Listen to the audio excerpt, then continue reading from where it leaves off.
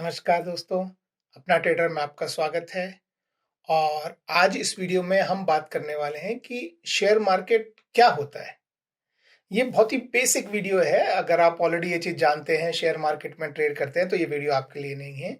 लेकिन आपने कभी शेयर मार्केट में ट्रेडिंग, इन्वेस्टमेंट नहीं किया है और समझना चाहते हैं कि शेयर मार्केट होता क्या है, कैसे काम करता है, तो ये बहुत ही बेसिक वीडियो है। तो वो मैं आज इसमें समझाने वाला हूँ। तो अगर आपने कभी इन्वेस्ट नहीं किया है, पहली बार आप सोच रहे हैं, तो आइए समझते हैं शेयर मार्केट क्या होता है। शेयर मार्केट को समझने के लिए हमको पहले थोड़ा-सा इंडिया में कंपनीज़ स्ट्रक्चर या बिज़नेस का स्ट्रक्चर कैसा होता है, वो समझने की कोशिश करते हैं। इंडिया में कोई एक अकेला पर्सन जब कोई बिज़नेस शुरू करता है, तो उसे प्रोप्राइटरशिप बोलते हैं। तो उसका कुछ नाम भी रख सकते हैं या आप अपने खुद के नाम पे भी वो काम कर सकते हैं। तो उस प्रोप्राइटरशिप में एक पर्सन का प्रोप्राइटरशिप होता है, तो उसमें जो प्रॉफिट हुआ वो भी आपका, लॉस हुआ वो भी आपका। कुछ आपने किसी से लोन लिया बैंक से, तो वो आपकी पर्सनल लायबिलिटी है। यानी आप अगर किसी वजह से घाटा हो गया तो आपको भरना पड़ेगा, आपकी लायबिलिटी है। तो ये होता है प्रोप्राइटरशिप। इसी तरह से फिर उससे ऊपर आता है पार्टनरशिप। पार्टनरशिप जो है वो कुछ लिमिटेड लायबिलिटी वाली भी होती है और अनलिमिटेड लायबिलिटी वाली भी होती है। लिमिटेड लायबिलिटी वाली इसको एलएलपी बोलते हैं। तो ये सेकंड लेवल हो गया। जैसे मैं और एक और कोई पर्सन मिलके हम आपस में एक बिजनेस शुरू कर रहे हैं। दोनों बोलते हैं कि भाई 50-50%, तो दोनों ने बराबर पैसा डाला, बराबर काम कर रहे हैं। जो प्रॉफिट आया आधा आधा बांट लेंगे, जो लॉस हुआ आधा आधा बांट लेंगे। उसमें अगर अनलिमिटेड लायबिलिटी वाली नॉर्मल पार्टनरशिप है, तो अगर बैंक ने आपको कुछ लोन दिया है, तो दोनों की इंडिविजुअल लायबिलिटी होती है, दोनों की इंडिविजुअल रिस्पॉन्सिबिलिटी होती है कि नुकसान में घाटा हो, चाहे वो पार्टनरशिप बंद हो जाए तो भी आपको भरना पड़ेगा। एलएलपी में ऐसा नहीं होता है। आपको लिमिटेड लायबिलिटी होती है, यानी यानी आपको घाटा हो गया और किसी वजह से आपको बिजनेस बंद करना पड़ा, तो आपके इंडिविजुअल जो आपका है, जो आपकी प्रॉपर्टी है, जो आपका पैसा है, उसमें से बैंक जो है वो पैसा नहीं ले सकता अपने लोन के लिए। तो ये हो गया पार्टनरशिप। उसके ऊपर एक आता है प्राइवेट लिमिटेड कंपनी। तो इंडिया में ज़्यादातर जो कंपनीज हैं, मोस्टली 90% इंडिया की जो कंपनीज हैं वो प्राइवेट लिमिटेड कंपनी है। तो प्राइवेट मतलब प्राइवेटली ओन्ड, मतलब कुछ लोग मिलके एक कंपनी शुरू करते हैं। कम से कम 2 लोग चाहिए होते हैं। आजकल वैसे सिंगल पर्सन कंपनी भी शुरू हो गई है, बट नॉर्मली 2 पर्सन कम से कम जो है चाहिए होते हैं, क्योंकि सिंगल पर्सन कंपनी में थोड़ी अलग तरह की चीज़ें होती हैं। तो जब कुछ लोग मिलके एक कंपनी फॉर्म करते हैं और उसके शेयर्स होते हैं, क्योंकि जैसे पार्टनरशिप में क्या होता है, हम लोग एग्रीमेंट में लिख देते हैं कि भाई 40% तेरा, 60% मेरा। तो जो घाटा हुआ वो भी उसमें शेयर होगा, फायदा हुआ वो भी उसमें शेयर हुआ। लेकिन कंपनी में क्या करते हैं, जैसे 2 पर्सन हैं, तो वो आपस में स्टार्टिंग में वो डिसाइड कर लेते हैं कि भाई इतने शेयर हैं कंपनी के। शेयर मतलब इतने हिस्से किए गए हैं कंपनी के, कि मान लीजिए कंपनी के हमने 1 लाख हिस्से कर दिए हैं, तो तुम्हारे पास 50,000 हिस्से हैं, मेरे पास 50,000 हिस्से हैं उस कंपनी के। तो यानी 50% पार्टनरशिप की तरह ये काम हो गया कि भाई 50% शेयर तुम्हारे पास है, 50% शेयर मेरे पास है। तो ये होते हैं शेयर्स। मतलब आपने कंपनी के एक तरह से हिस्से कर दिए हैं कि आप कितना परसेंट हिस्सा। मान लीजिए आपके पास किसी कंपनी में 1,000 शेयर है और कंपनी ने आपको 100 शेयर दे दिए, तो आपके पास 10% कंपनी का हिस्सा है। तो इसे बोलते हैं शेयर। तो ये प्राइवेट लिमिटेड कंपनीज में क्या होता है कि नंबर ऑफ शेयर होल्डर्स बहुत ज्यादा नहीं हो सकते। मैं बहुत ज्यादा डिटेल में नहीं जा रहा हूं, लेकिन आपको समझा रहा हूं, नंबर ऑफ शेयर होल्डर्स बहुत कम होते हैं, तो उसे प्राइवेट लिमिटेड कंपनी बोलते हैं। तो उन कंपनी को जो आरओसी में जो फाइलिंग होती है, आरओसी मतलब रजिस्ट्रार ऑफ कंपनी, जब आप कंपनी को रजिस्टर करते हैं, तो वहां आपकी जो फाइलिंग होती है, आपकी जो इनकम टैक्स की फाइलिंग होती है, ये सारे थोड़े कम होते हैं इसके आगे जो बड़ी कंपनी होती है पब्लिक लिमिटेड कंपनी, उनसे। तो proprietorship, partnership, private limited company, फिर आती है पब्लिक लिमिटेड कंपनी। जो पब्लिक लिमिटेड कंपनी होती है वो भी बिल्कुल प्राइवेट लिमिटेड कंपनी जैसी होती है, लेकिन नंबर ऑफ शेयर होल्डर्स उसमें ज्यादा होते हैं और उनको थोड़े आरओसी में कुछ एक्स्ट्रा फाइलिंग करनी पड़ती है, इनकम टैक्स के उसमें कुछ एक्स्ट्रा फाइलिंग करनी पड़ती है। तो थोड़े से एडिशनल काम होते हैं, एडिशनल लायबिलिटीज बन जाती हैं। लेकिन जब शेयर होल्डर्स आपके ज़्यादा बढ़ जाए, मान लें आपने शुरू में 4 लोगों ने मिलकर एक कंपनी शुरू किया, उसके बाद में आपने अपने एम्प्लॉयज़ को भी शेयर्स दिए और धीरे धीरे आपने इन्वेस्टमेंट रेज किया, उनको शेयर्स दिए, तो जो प्राइवेट लिमिटेड कंपनी की जो जितने maximum number of share holders की लिमिट होती है, उससे ऊपर जब जाने का टाइम आता है तो लोग जो है पब्लिक लिमिटेड में कन्वर्ट करते हैं। वहां पे आपके नंबर ऑफ शेयर होल्डर्स कितने भी हो सकते हैं। तो तो ये होता है पब्लिक लिमिटेड। अब जो प्राइवेट लिमिटेड कंपनी एक स्मॉल सर्कल में कंपनी होता है, उसके शेयर आप आपस में ही एक्सचेंज कर लेते हैं। लेकिन जब पब्लिक कंपनी को शेयर एक्सचेंज करने होते हैं तो एक स्केल तक वो कर लेते हैं आपस में, लेकिन उसके बाद एक कॉन्सेप्ट होता है आईपीओ, इनिशियल पब्लिक ऑफरिंग। तब वो आम पब्लिक को, जो मतलब जो कि उनके सर्कल से बाहर हैं, जो इन्वेस्टर्स हैं, जो एम्प्लॉयज हैं, जो उनके डायरेक्टर्स हैं, उनसे बाहर जो आम जनता है, उनको अगर शेयर देना है, शेयर देने का मतलब है कि उनसे पैसा रेज करती है कंपनी, उनसे बोलती है कि हम आपको कुछ कंपनी का हिस्सा बेच रहे हैं, आप उसके बदले में हमें पैसा देंगे, तो उसे आईपीओ बोलते हैं, इनिशियल पब्लिक ऑफरिंग। तो कंपनी उनको शेयर बेच रही है, उसके बदले में उनसे पैसा ले रही है। शेयर बेचना मतलब कंपनी का हिस्सा बेचना। अब वो उसमें कितने शेयर हैं, उसमें से कितने बेच रही है, उसका मतलब होगा कितने परसेंट दे रही है। तो आईपीओ में जब कंपनी एक बार आईपीओ हो जाती है तो आपका जो शेयर है वो स्टॉक एक्सचेंज में लिस्ट होना बोलते हैं, तो उसमें लिस्ट हो जाता है। तो स्टॉक एक्सचेंज इंडिया में दो हैं, एक एनएसई है, एक बीएसई है। तो आप चाहें तो आप ही कंपनी एनएसई में भी लिस्ट करा सकते हैं, बीएसई में भी लिस्ट करा सकते हैं। बहुत सारी कंडीशन होती हैं कि कौन सी कंपनी लिस्ट होती है, क्या प्रोसेस होता है, वो मैं आगे डिटेल में डिस्कस करूंगा।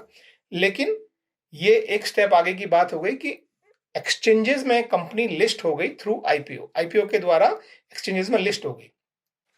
अब आपके शेयर का जो प्राइस है, मान लीजिए कंपनी का नाम है एबीसी, तो एबीसी कंपनी अभी एक्सचेंज में, मान लीजिए एनएससी एक्सचेंज में लिस्ट हो गई, तो उसका जो शेयर प्राइस है वो अब मार्केट डिसाइड करता है इंस्टेड ऑफ कंपनी। जब हम इंडिविजुअल होते हैं तो दो लोग आपस में डिस्कस करते हैं कि भाई मेरा कंपनी इतना इतना प्रॉफिट है, ऐसा ऐसा कर रही है, मैं 120 रुपए में अपना शेयर बेच रहा हूं, अगर कोई खरीदना चाहता है तो एक्सचेंज हो जाता है। लेकिन जब कंपनी एक बार आईपीओ हो जाती है तो उसका शेयर प्राइस, यानी बेचने और खरीदने का प्राइस जो है एक्सचेंज पर सारी पब्लिक डिसाइड करती है।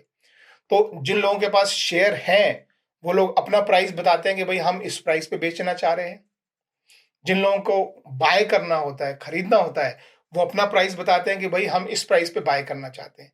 जहां पे बायर और सेलर का प्राइस मैच होता है, आप समझ रहे हैं, मान लीजिए किसी एक बायर है, वो 100 या 100 से नीचे देने को तैयार है कि भाई 100 पे कोई खरीदने वाला है, 99 पे कोई खरीदने वाला है, 98 पे कोई खरीदने वाला है, बेचने वाला 100 पे है, 101 पे है, 102 पे है, तो अभी प्राइस जो है फिर इसका मतलब 100 चल रहा है। तो ये शेयर का प्राइस होता है। अब आपको भी अगर किसी कंपनी में इन्वेस्ट करना है, मान लीजिए कोई कंपनी है जैसे नेस्ले, मान लीजिए आईटीसी, मान लीजिए, ये बड़ी बड़ी कंपनियां हैं, तो ये काफी सालों से लिस्टेड है। तो अगर आपको उस कंपनी में एक हिस्सा खरीदना है, उसे शेयर बाय करना बोलते हैं। तो आप क्यों बाय करते हैं? दो कारण होते हैं। एक तो आपको इमीडिएटली कुछ बहुत जल्दी प्रॉफिट जो है चाहिए होता है, कि आपको लगता है कि इस कंपनी ने कुछ ऐसी चीज की है कि एकदम प्राइस चढ़ने वाला है, तो आप उसका शेयर जो है वो खट से बाय कर लेते हैं और 2-4 दिन में या 1-2 हफ्ते में उसे सेल कर देते हैं। इसे बोलते हैं ट्रेडिंग। यानी बहुत लंबा लॉन्ग टर्म होराइजन नहीं होता है। आप अलग अलग तरह के चार्ट्स देख के या कहीं से भी कुछ इंफॉर्मेशन निकाल के आपको लगता है कि बहुत जल्दी ये शेयर मूव होने वाला है, आज के आज ही या इस हफ्ते में या इस महीने में, तो वो ट्रेडिंग होता है कि आप शॉर्ट टर्म के प्रॉफिट के लिए आप खेलते हैं, तो उसे कहते हैं ट्रेडिंग। दूसरा होता है लॉन्ग टर्म इन्वेस्टमेंट। आपको लगता है कि भाई नेस्ले जो है वो बहुत सालों से अच्छी कंपनी चलती आ रही है और अच्छे अच्छे प्रोडक्ट लॉन्च कर रही है, उसका मैनेजमेंट अच्छा है, आपने उसकी बैलेंस शीट देखी है, आपने उसका प्रॉफिट एंड लॉस अकाउंट देखा है, प्रॉफिट साल साल साल बढ़ता जा रहा है, तो आपको ये लग रहा है कि अगर मैं इस कंपनी में इन्वेस्ट करूंगा, अपना पैसा डालूंगा, मतलब कुछ कंपनी का कुछ परसेंट, मान लो 0.001% हो, तो वो उतना परसेंट में हिस्सा लूंगा, तो अगर मैं आज 1 लाख रुपए डाल रहा हूं तो ये कंपनी धीरे धीरे धीरे धीरे 2-3 साल में मेरा पैसा डबल हो सकता है। तो ये इस तरह का जो सोच होता है, जो आप लॉन्ग टर्म 1 साल से लंबा जो सोच सोच के जब पैसा डालते हैं, तो उसे बोलते हैं इन्वेस्टिंग। तो आपने सुना होगा कि मार्केट में इन्वेस्टर्स होते हैं, मार्केट में ट्रेडर्स होते हैं। तो ये जो पूरा जो रिसर्च करके इसे फंडामेंटल रिसर्च बोलते हैं। तो आप कंपनी की बैलेंस शीट, कंपनी का profit and loss account, company का जो है मैनेजमेंट कैसा है, लोन कितना ले रखा है कंपनी में, किस तरीके से लोन यूज कर रही है, कंपनी डिविडेंड दे रही है नहीं दे रही है, कितना % डिविडेंड दे रही है, ये सारी स्टडी करके और आप ये अज्यूम करते हैं कि हाँ कंपनी बिजनेस में अच्छा कर रही है और फ्यूचर में और अच्छा करेगी, इसलिए अगर आज मैं इसका शेयर बाय करता हूं तो ये फ्यूचर में ऊपर जाएगा, तो इसलिए मैं उसमें इन्वेस्ट कर रहा हूं अपना पैसा, इसे बोलते हैं इन्वेस्टमेंट।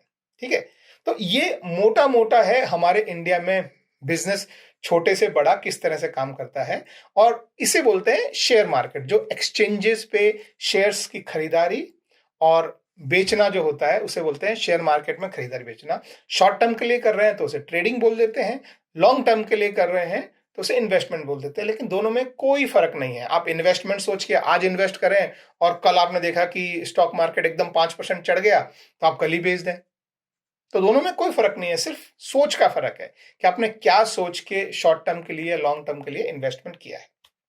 तो ये हो गया शेयर मार्केट। अब इसमें इन्वेस्ट कैसे करना है, तो आप सीधा कहीं एनएसई में जाके और वहां के शेयर नहीं बाय कर सकते, तो उसके लिए बहुत सारे ब्रोकर्स होते हैं, जैसे जीरोधा है, शेर खान है, आईसीआईसीआई का अपना ब्रोकर, जैसे बहुत सारे ब्रोकर्स हैं। जीरोधा इंडिया में सबसे बड़ा ब्रोकर है।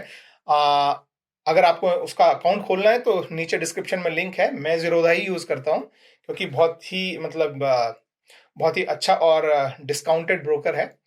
तो इस तरह के ब्रोकर होते हैं, आप उनके पास अपना अकाउंट खोलते हैं, बैंक से कुछ पैसा ट्रांसफर करके अपने अकाउंट में रखते हैं, और वहां उनका एक इंटरफेस होता है जहां जहां आप हर शेयर का प्राइस देखते हैं। मैंने यहाँ पे एक जीरोधा का प्लेलिस्ट जो है ऐड किया है, अगर आपको देखना है कि ट्रेडिंग कैसे करते हैं क्या है, तो यहाँ पे मैं जीरोधा का प्लेलिस्ट में आप सारे वीडियो देख सकते हैं। तो उसमें सारे आपके शेयर्स जो हैं, जो भी शेयर आपको देखना है वो आप ऐड करके और उसका प्राइस ट्रैक कर सकते हैं, यानी देख सकते हैं कि क्या प्राइस है, और जिसमें आपको लगता है कि मुझे इसमें शेयर खरीदना चाहिए उसमें आप शेयर खरीद सकते हैं, शॉर्ट टर्म के लिए, लॉन्ग टर्म के लिए। ये सारी फिर वो टेक्निकलिटीज है। तो ये होता है शेयर मार्केट। शेयर खरीदना और बेचना कैसे है जीरोधा में, उसका भी मैंने एक वीडियो बनाया है, वो भी मैं आपको यहाँ में लिंक कर देता हूँ। तो बेसिक वीडियो है वो भी, कि आपको शेयर खरीदना है तो कैसे खरीदें, आपको शेयर बेचना है तो कैसे बेचें। तो बेसिक बेसिक चीजें ये मैं आज इस वीडियो में मैंने आपको बताई हैं। तो आई होप आपको समझ में आया होगा गाइस कि शेयर मार्केट होता क्या है। लोगों ने बहुत ज्यादा हवा बना रखा है, आप उसे बिल्कुल सिंपल तरीके से सोचिए और देखिए कि शेयर खरीदना और शेयर बेचना, जैसे हम यहाँ पे ऑफलाइन छोटी कंपनी का आपस में बात करके डिस्कस करते हैं, वहां पे वो एक्सचेंज में होता है कि कोई बेच रहा है, कोई खरीद रहा है, दोनों का प्राइस मैच हो गया, दोनों सेम प्राइस पे चाह रहे हैं, तो आपके शेयर उसको आ गए, उसका पैसा आपको चला गया। तो ये इस तरह से शेयर मार्केट काम करता है। बाकी बेसिक अगर आपके कोई भी क्वेश्चन हो शेयर मार्केट के बारे में तो आप नीचे या कमेंट्स में पूछिए, मैं मोस्टली सारे कमेंट्स को आंसर करता हूं। कोई भी बेसिक क्वेश्चन, और इसके आगे के एडवांस और भी टॉपिक होते हैं शेयर मार्केट में। पहले जैसे मैंने बताया कि ट्रेडिंग होता है, इन्वेस्टमेंट होता है, उसके बाद फिर लोग ट्रेडिंग में इंट्राडे ट्रेडिंग करते हैं, उसमें अलग अलग तरीके के चार्ट्स होते हैं। जैसे एक जो कैंडलस्टिक चार्ट होता है उसका भी वीडियो मैंने बनाया है, वो आपको देखना है तो यहाँ मैं उसका भी वीडियो लिंक कर दूंगा। तो उसके हिसाब से लोग ट्रेडिंग करते हैं। उसके बाद फिर फ्यूचर्स में भी ट्रेड करते हैं, ऑप्शंस में ट्रेड करते हैं। तो जैसे मैं मोस्टली ऑप्शंस में ट्रेड करता हूँ, तो वो सब अभी मैं आगे में बताऊंगा। लेकिन बेसिक शेयर मार्केट क्या होता है, क्या आपको समझ में आया है तो मुझे डिस्क्रिप्शन में बताओ। अगर नहीं समझ में आया है तो क्या नहीं समझ में आया वो भी मुझसे पूछो, बेसिक कॉन्सेप्ट शेयर मार्केट का। ठीक है गाइस, तो थक गया। तो that's it guys, thank you very much. I hope video आपको पसंद आया हो, और पसंद आया हो तो लाइक जरूर करना, ठीक है। और हाँ, चैनल को सब्सक्राइब कीजिए। Bye bye.